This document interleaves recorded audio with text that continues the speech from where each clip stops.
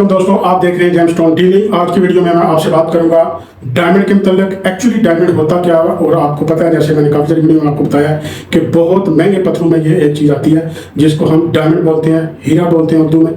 और ये एक्चुअली चीज़ क्या होता है, क्योंकि बहुत सारे लोग पूछते हैं कि इतना महंगा क्यों होता है, इसकी कंपोजिशन क्या होता है।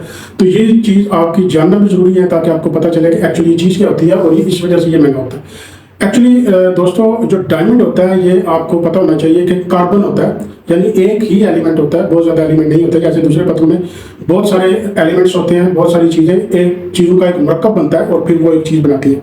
लेकिन डायमंड के अंदर ऐसा नहीं है। डायमंड में मतलब इम्प्योरिटी जरूर होती है, जिसकी वजह से कलर थोड़ा बहुत डिफरेंट हो जाता है और उसके बाद फिर उसकी स्ट्रक्चर रफ स्टोन में चेंज हो जाती है। तो वो थोड़े मिनरल ऐसे होते हैं बीच में, इसको एज इम्प्योरिटी स्टोन बोलते हैं, जो बीच में आ जाते हैं इसके, वो चीज़ होती है। लेकिन एक्चुअल में जो केमिकल कंपोजिशन है वो कार्बन होता है, वो एक ही होता है। तो कार्बन की ऐसी जो प्योरिटी है, ऐसा साफ और शफाफ और बिल्कुल 100% प्योर जो कार्बन होता है, और बहुत ज़्यादा टाइम लगने के बाद ये चीज़ बनती है।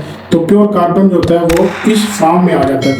यानी एक इतना टाइम, यानी इसके ऊपर बिलियन ईयर्स लगते हैं, अरबों साल इसके ऊपर लगते हैं इसको बनने में, ये चीज़ बनने में। और वो कार्बन एक ख़ास तरीके से ज़मीन के अंदर चीज़, वो मवाद इकट्ठा होते एक ख़ास शक्ल इख्तियार करता है। वो फिर बाद में डायमंड की शक्ल इख्तियार करता है। डायमंड जो होता है वो प्योर कार्बन होता है। और इसी वजह से जब इसको निकाला जाता है ज़मीन से बाहर, तो ये तराशने के बाद और उसके बाद पॉलिशिंग करने के बाद आपको जब आपको देते हैं, तो ये बहुत खूबसूरत और बहुत आप ये कह लें कि चमक वाला, सबसे ज़्यादा चमकने वाला पत्थर है। पत्थरों में यही होता है, जो असली पत्थरों की मैं बात कर रहा हूँ। तो आपको पता है लैम्बेट भी बनते हैं, तो वो एक अलग सी चीज़ होती है, लेकिन वो भी होता कार्बन ही है। लेकिन ये चीज़ होती है, ये प्योर कार्बन होता है, ये आप याद रखिएगा। इसकी केमिकल कंपोजिशन, इसकी ग्रेविटी, इसकी डेंसिटी वो आपने ऑलरेडी देख लिया। तो ये चीज़ है basically purest form of carbon. यानी जैसे ग्रेफाइट भी कार्बन होता है, जब कोई चीज़ जलती है वो भी कार्बन ही होती है, लेकिन वो प्योरेस्ट फॉर्म नहीं होती। उसके अंदर दूसरी तीसरी इम्प्योरिटीज और वो कार्बन की वो शक्ल इस वक्त नहीं बनी होती जो कि डायमंड के अंदर बनती है।